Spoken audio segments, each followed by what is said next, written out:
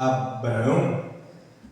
Esse capítulo 17, irmãos, ele inicia aqui com algo muito forte, algo muito interessante para que possamos aprender com a palavra de Deus. Todos os dias, irmãos, nós aprendemos com a palavra de Deus. Todos os dias aprendemos com a palavra de Deus. É por isso que a Bíblia diz assim, ó, quem tem ouvidos ouça o que o Espírito diz às igrejas. Que o Espírito Santo está falando, irmãos, não há dúvidas. Que Deus fala, não há dúvidas, não é? Agora a questão é, será que eu estou ouvindo? Será que nós estamos ouvindo o que Deus está falando conosco? Não é? Muitas das vezes, irmãos, temos a tendência de ouvir só aquilo que queremos, não é? Mas nós temos que ouvir também o que precisamos, não é? Não é verdade? Precisamos ouvir. Às vezes um conselho, às vezes uma exortação, às vezes uma orientação, que às vezes não queremos, mas que vai nos fazer bem. Quem quer tomar aqueles remédios ruins? Mas às vezes tem que tomar, não é verdade? Para sarar. Então, muitas vezes, dói, mas sara. Não é isso? Não é fácil de digerir, mas sara. Não é isso? Então, nós temos que estar atentos que é a voz de Deus. E Deus nem sempre vai falar o que a gente queremos, né? Deus, Ele vai falar o que Ele quer, porque olha o texto diz, sendo pois Abraão da idade de 99 anos, apareceu o Senhor a Abraão e disse, eu sou o Deus Todo-Poderoso. Olha essa expressão, eu sou o Deus Todo-Poderoso, né? Ele não é apenas poderoso, irmãos, Ele é o Todo-Poderoso, né? Ele não apenas tem poder, Ele é o próprio poder. Ele tem todo o poder. Isso nos mostra, irmãos, que Ele é soberano, não é? Ele é soberano, ou seja, Ele está sobre tudo. Soberano, Ele está sobre tudo, né? Em Isaías capítulo 43, versículo 3 diz, ainda antes que houvesse dia, eu sou, e não há quem possa fazer escapar das minhas mãos, operando eu, quem me impedirá? Ninguém pode impedir o operar dele, porque Ele é o Todo-Poderoso, ou seja, Ele pode, não é? Em Apocalipse capítulo 1, versículo 8, se não me falha a memória, diz, né, eu sou o alfa, o ômega, o princípio e o fim, aquele que é e que adivinha o Todo-Poderoso. Então Ele tem todo o poder. Ele tem poder para salvar, para curar, para libertar, para transformar, para batizar com o Espírito Santo e para nos levar para o céu. Aleluia. Ele tem todo o poder. Ele tem todo o poder. Ele tem todo o poder. Quando, meus irmãos, Deus,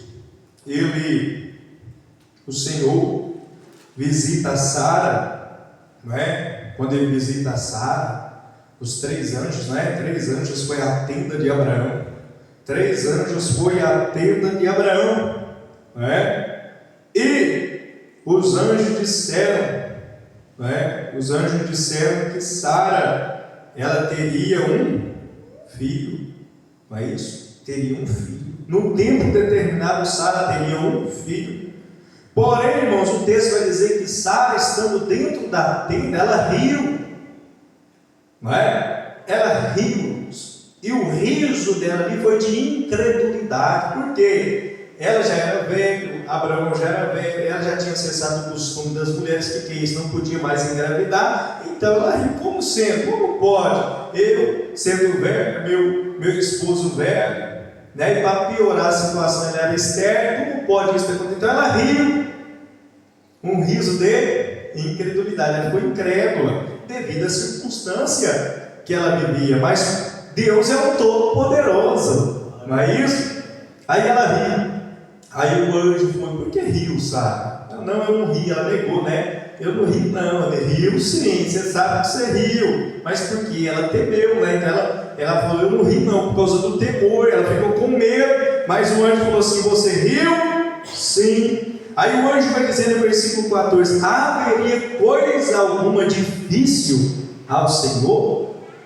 Não há nada, irmãos, difícil ao Senhor, sabe por quê? Porque Ele Ele é o Todo-Poderoso. Ele tem todo o poder nos céus e na terra. O salmista, ele diz assim: uma coisa disse Deus, 2 vezes eu ouvi. Deus disse uma coisa, ele ouviu 2 vezes. A voz de Deus é tão forte, mas quando ele diz uma, a pessoa ouve 2 vezes, porque a voz de Deus é forte. Aí o salmista disse assim: uma coisa disse Deus, 2 vezes ouviu o quê? Que o poder pertence a Deus. Na oração do Pai Nosso que está lá, porque Teu é o reino, o poder e a glória para sempre. Não é isso? Então Ele tem poder. O que os homens dizem ser poder não é poder, irmãos, é força. Não é poder político, é força política. Não é poder intelectual, é força intelectual. Não é poder econômico. Não, isso não é poder, irmãos. Isso é força econômica. Porque poder só tem Jesus Cristo de Nazaré. E diz que Jesus aos seus discípulos: é-me dado todo o poder nos céus e na terra. Ele tem todo o poder. Amém? Então, irmãos, o capítulo 17 diz: eu sou o Todo-Poderoso. Eu sou o Todo-Poderoso. Aí Deus diz: anda em minha presença. Olha isso, irmãos. O Todo-Poderoso se apresenta a Abraão e diz: anda em minha presença. Meus irmãos, nós devemos andar na presença de Deus, viver na presença de Deus. Quantos têm fugido da presença de Deus? Sabe o que faz as pessoas fugirem da presença de Deus? O pecado. Amém. Então, irmãos, o que faz uma pessoa fugir da presença de Deus? Irmãos, quando os irmãos veem pessoas crentes que ficam um mês ou mais fora da igreja, sem vir à igreja, sem congregar, tem alguma coisa errada nisso. Tem alguma coisa. A não ser que estiver enfermo, não é? Ou estiver numa viagem. Tem alguma coisa. Porque o pecado distancia a pessoa de Deus, da presença de Deus. Aí algumas pessoas vão dizer assim: mas eu não estou na igreja, mas eu estou com Deus aqui. Irmãos, não há como ser cristão fora da igreja, irmãos. Não há como ser membro fora do corpo, fora da comunhão do corpo. Não existe isso na Bíblia. Não existe isso na Bíblia. Eu não sei onde as pessoas arrumam essas coisas. Quando uma pessoa some, irmãos, pode saber que tem alguma coisa, porque o pecado distancia a pessoa de Deus. Mas eu oro em casa. Mas não, se não ora na igreja, piorou em casa, irmãos. Isso é conversa. Porque o pecado faz a pessoa fugir, distanciar de Deus. O pecado faz a pessoa distanciar de Deus, e Deus está dizendo a Abraão: Abraão, anda em minha presença. Lembra, irmãos, de Adão e Eva? Quando eles pecaram, qual foi a primeira atitude que eles tiveram? Fugir da presença. Os irmãos entenderam? O primeiro comportamento de Adão e Eva, após terem pecado, foi de fugir da presença de Deus, sair da presença de Deus. Eles tentaram se esconder de Deus, mas essa é uma tentativa frustrada, uma tentativa tola. É perda de tempo tentar se esconder de Deus. Quantas pessoas estão atrás das árvores? Quantas pessoas estão atrás das árvores? Quantas pessoas estão atrás das árvores? Quantas pessoas estão escondidas em suas casas? Quantas pessoas estão escondidas na frente de uma televisão, de um celular? Quantas pessoas estão escondidas, irmãos, atrás do servidor? Eu vou falar, irmãos, usando justificativas. Irmãos, não é todos, tá certo? Eu estou pregando aqui, mas a gente nunca pode generalizar, tá certo? Não é isso que eu estou dizendo. Não pode generalizar, mas quantas pessoas usam justificativas, irmãos? Isso aí é pecado. é o meu trabalho, e não está trabalhando coisa nenhuma. Está entendendo? Tem pessoas que usam a saúde de filhos, misericórdia, eu já vi isso. Meu filho não está não, mas usa. É escondendo atrás das árvores, fugindo da presença de Deus. Eu estou pregando a Bíblia, irmãos, fugindo, escondendo atrás das árvores do jardim, mas isso é uma tentativa tola. Por quê? Porque o nosso Senhor é onisciente, os seus olhos são como chama de fogo, engana o fulano, Beltrano, se justifica, não é? Mas com Deus não ele anda, não tem isso. Então, meus irmãos, vamos, até nós. Porque, irmãos, tem gente que acha que pecado é só adultério. Tem gente que acha que pecado é só prostituição. Tem gente que acha que pecado é só esses pecadões, né? Vamos assim. Mas não existe, diante de Deus não tem pecadinho nem pecadão. Mentira. Pecado, tem gente que vai para o inferno porque viveu sempre na mentirinha. Pastor, mas um dia eu menti, mas largou a mentira. Você não quer viver na prática de mentira? Deus tem um céu para você. Agora que as pessoas que vivem sempre na prática da mentira, ele conta uma mentirinha, outra mentirinha, e ele acha que a mentirinha não tem importância, que é insignificante. Às vezes nós pecamos, mas nós não podemos aceitar viver na prática do pecado. Não podemos aceitar viver, irmãos, uma vida de pecado, a mentirinha dominando, aquele desvizinho dominando, aquela cobiça dominando. Porque tem gente que acha que cobiça é só cobiçar a mulher do próximo. Não, cobiçar o cavalo do próximo, a égua do próximo, a galinha do próximo, o carro do próximo, a roupa do próximo, a verdura do próximo. O sangue de Jesus tem poder. Teve um que me aconselhou, irmão, olha que ele falou assim: Pastor Marcos, se alguém chegar no teu quintal e botar o olho naquela galinha e falar, me vende essa galinha, é melhor você vender. Porque o olho faz um trem adoecer, olha para você ver, me falou isso aí, né? Mas o sangue de Jesus tem poder, né? A gente ora e Deus dá vitória, né? Mas por que, irmãos? Tem gente que acha que pecado, irmão, é só adultério, é só aquele negócio, não é? Uma coisa, irmão, vai para você ver como que é, a gente tem que ser sincero, e é isso que eu procuro ser, irmão. Vamos, um exemplo que eu dou aqui, eu estou meio gordinho, irmãos, eu estou me policiando nisso, né? E eu preciso cuidar mais da minha saúde, e eu quero cuidar, e vou cuidar mais. Refrigerante eu não estou bebendo, essas coisas, né? Porque a gente tem que se cuidar, a gente é o templo do Espírito Santo, não é? Se entra aqui, irmãos, se o pastor Marcos, vou pegar eu como exemplo, irmãos, é um culto de ensino. Se eu entro pelaquela porta, misericórdia, não vou dar um exemplo. Se eu entro pelaquela porta, embriagado, tonto, é escândalo ou não é? É escândalo, não é? Porque a bebida prejudica a saúde, né? Mas se eu entro naquela porta pesando 150, 200 quilos, as pessoas falam, olha o pastor gordinho, olha que fofinho, né? Olha o bola de fogo, chama até de bola de fogo. Mas você sabia, irmãos, que a obesidade é tão prejudicial à saúde quanto a pessoa beber e ficar alcoólatra? Porque está prejudicando a saúde. E às vezes a gente não acha isso que é escândalo. Está entendendo? A glutonaria é pecado ou não é? É pecado, mas a gente vê uma pessoa comendo até pelos olhos, a gente não escandaliza. Mas a glutonaria é tão pecado quanto a bebedeira, porque está na Bíblia, no mesmo texto. A gente condena um tipo de pecado e o outro mais suaviza, passa a mão. Mas é pecado, e é o que? Examine-se, pois, o homem assim mesmo.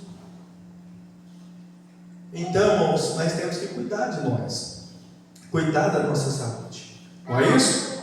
Agora observe, queridos irmãos, Deus está dizendo a Abraão: eu sou Deus Todo-Poderoso, anda em minha presença. A primeira atitude de alguém que está no pecado é fugir da presença. Mas aquele que está na presença, ele foge do pecado.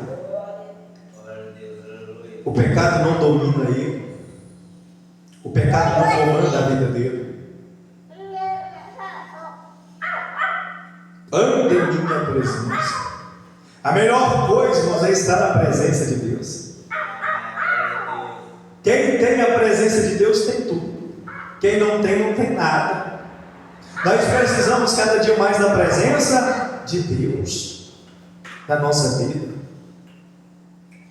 E quanto mais eu me entrego ao Senhor, mais da presença dele eu tenho. Nós precisamos da presença. Um dia, irmãos, Deus ficou irado com a nação de Israel. Ele falou para Moisés: eu não subirei, mas eu enviarei um anjo adiante de vós. Você acha que Moisés ficou satisfeito? Você acha que Moisés concordou? Você acha que Moisés ficou quietinho e aceitou? Não. Moisés disse assim: sem a tua presença não nos faça sequer dar um passo.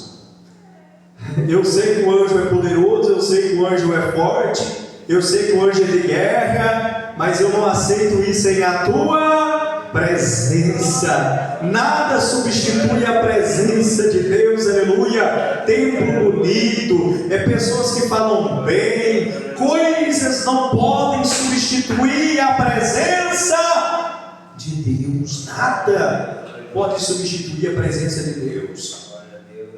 Nada, irmãos. Nada pode substituir. Davi disse: Senhor, não retires de mim o teu Espírito Santo, nem me lances fora da tua presença.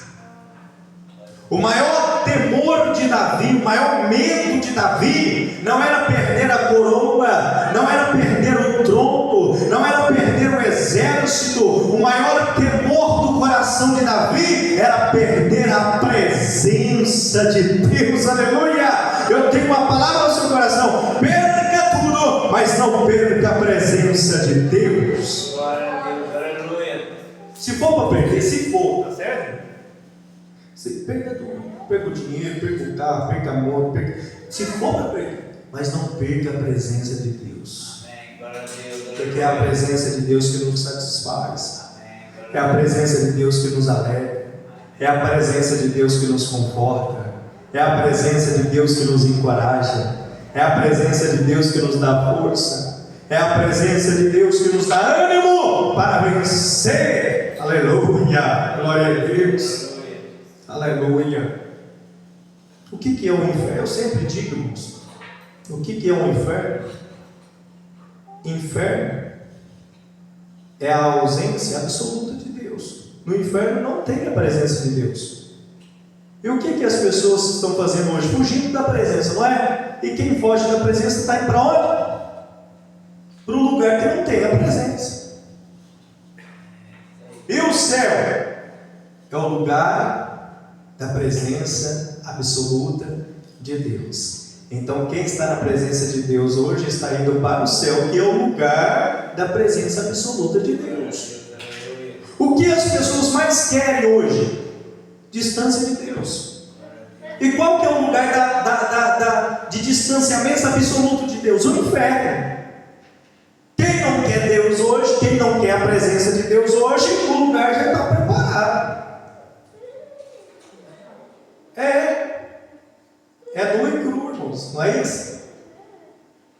Agora, quem quer a presença de Deus, Jesus diz: não se turbe o vosso coração, credes em Deus, credes também em mim, porque na casa de meu Pai há muitas moradas. Se não fosse assim, não vos teria dito, pois vou-vos preparar lugar, para que onde eu estiver, estejais vós também. Quem estará lá? Aqueles que querem a presença de Deus. Aleluia.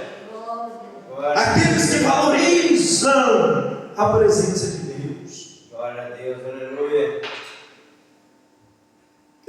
Irmãos, eu vou repetir: aqueles que dizem: eu quero passar a eternidade com Deus, Eu quero ir para o céu, eu quero morar com Jesus, mas não tira um dia, não tira um tempo de qualidade com Deus na terra. É hipócrita, é falso, é mentiroso. Porque como eu posso dizer, eu quero passar a eternidade, mas não tira um tempinho para orar, não tira um tempinho para ler a Bíblia, não tira um tempinho para congregar? É hipócrita, é mentiroso. Eu sei, mas às vezes a gente passa por fraqueza, correria, mas 1 mês, 2 meses, não pegar na Bíblia, não ler a Bíblia, não orar, não orar nem para dormir, não tira.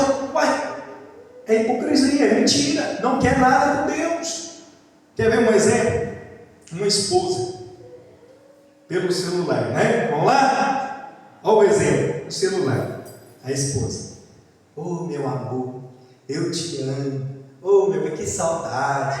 Nossa, eu queria tanto estar perto. Aí o morzão chegou em casa. Vai caçar tua turma. Ama?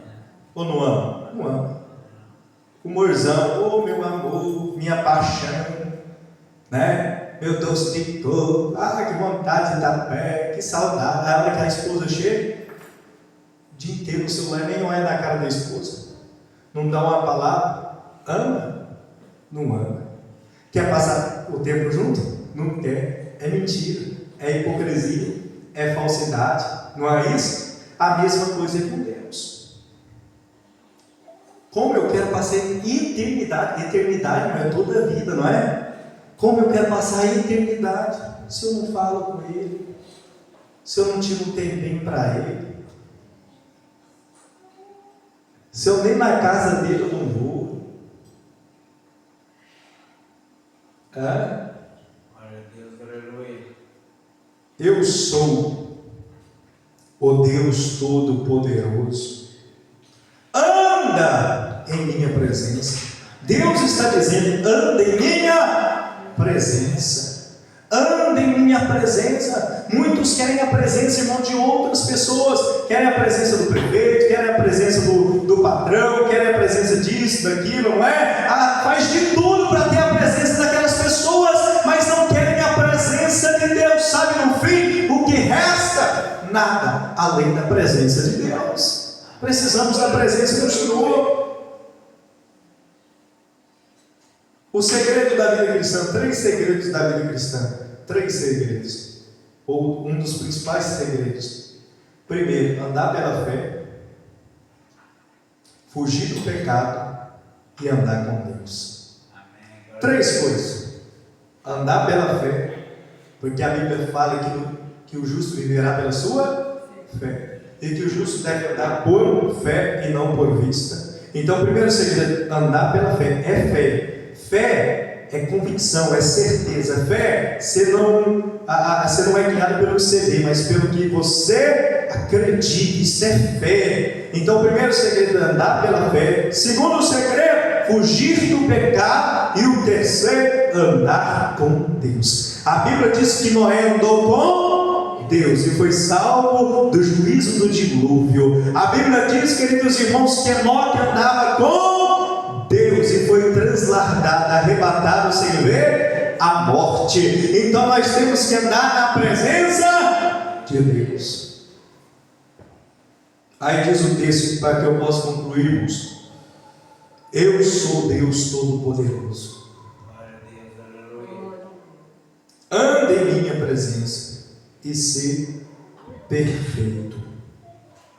Pastor, Deus não estava exigindo demais de Abraão ser perfeito. Isso aqui, irmãos, não significa que Abraão seria um anjo, um extraterrestre. Não, ser perfeito, só Deus é perfeito, não é? Mas quando o texto diz ser perfeito, é buscar se aperfeiçoar, buscar melhorar, um dia sendo melhor do que o outro. Ser perfeito aqui é o que? É guardar a palavra de Deus, é buscar a palavra de Deus, é viver os mandamentos. Efésios capítulo 4, a partir do versículo 11, diz assim: Deus deu à igreja, Deus pôs à igreja apóstolos, profetas, evangelistas, pastores e mestres. Aí o texto vai dizer assim, ó, querendo o aperfeiçoamento dos santos. Aleluia! O aperfeiçoamento, irmãos, nós estamos em um processo de aperfeiçoamento, nós estamos em obra, nós precisamos crescer, nos aperfeiçoar, melhorar. Não como a igreja de Corinto, que a Bíblia diz que eles iam para a ceia, iam para a reunião, e em vez de sair melhores, eles saíam piores do que entraram. Não, nós não podemos sair piores, irmãos, nós temos que melhorar, nós temos que nos aperfeiçoar, nós precisamos crescer em maturidade, ter estrutura cristã. Glória a Deus, aleluia. Ame minha presença e ser perfeito, se aperfeiçoe, cresça, amadureça. Quantos crentes dentro da igreja, irmãos, que ainda estão meninos na fé, são crianças de colo, só vai se for carregar, é igual crente carroça, vai se for puxado, o sangue de Jesus tem poder, crente garriola, só vai se for empurrar, não é isso? Não, irmãos, nós temos que crescer, ter maturidade. Eu preciso caminhar, eu preciso dar meus primeiros passos.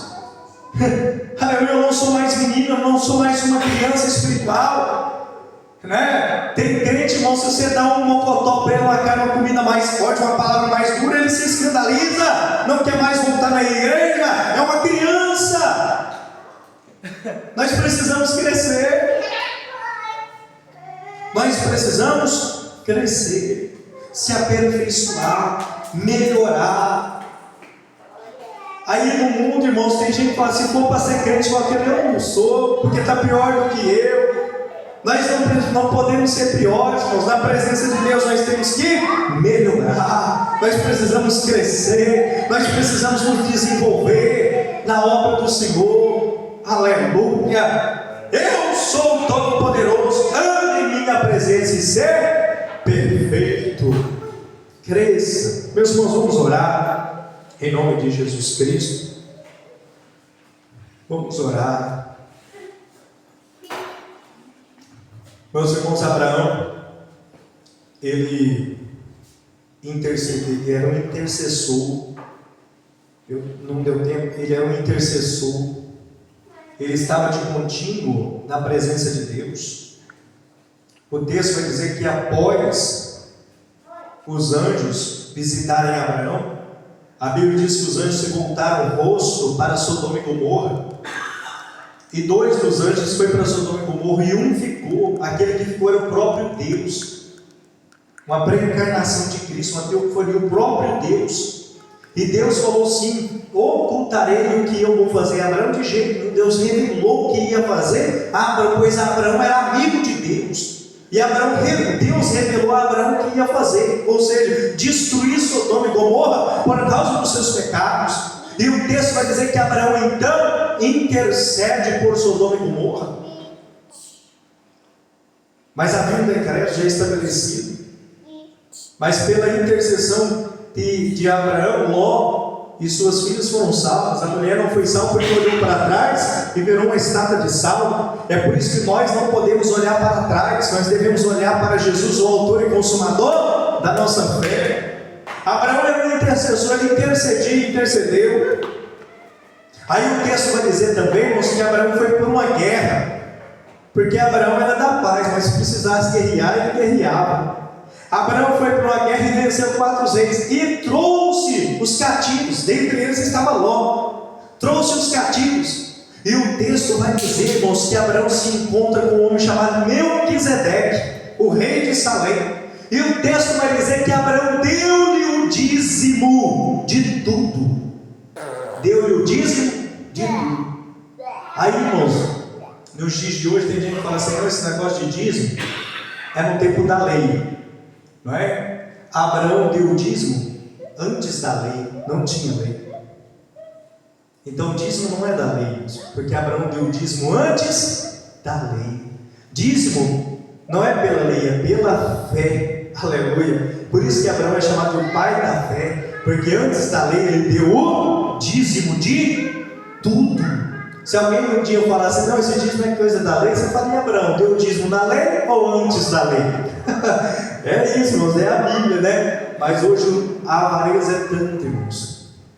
A avareza, o egoísmo, a ganância pelo dinheiro. Hoje, a Bíblia fala que o amor ao dinheiro é a raiz de todos os males. Tem pessoas que para ele dar R$2 de oferta, irmãos, aquilo ali é um crime. Ali ele está se matando. Não é isso porque ele está apegado no dinheiro.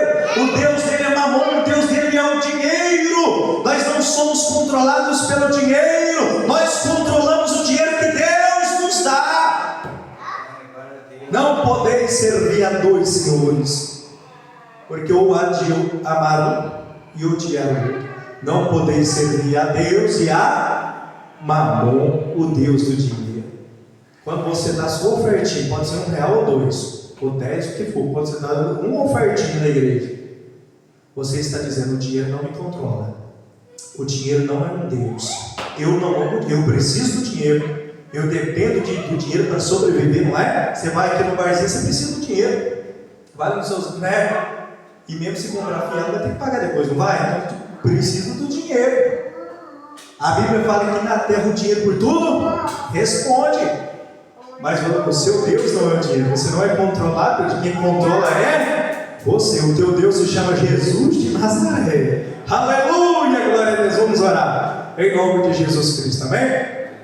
Senhor meu Deus e Pai, Deus de poder, Deus de glória, a tua palavra foi anunciada, a tua palavra foi pregada, a tua palavra foi dita. Pai, continua abençoando o teu povo, a tua igreja. Pai querido, o Senhor é o Deus Todo-Poderoso e estamos na tua presença e queremos, ó Pai, buscamos nos aperfeiçoar na tua presença. Continua abençoando o teu povo, a tua igreja, em nome de Jesus, amém. Meus irmãos, ainda de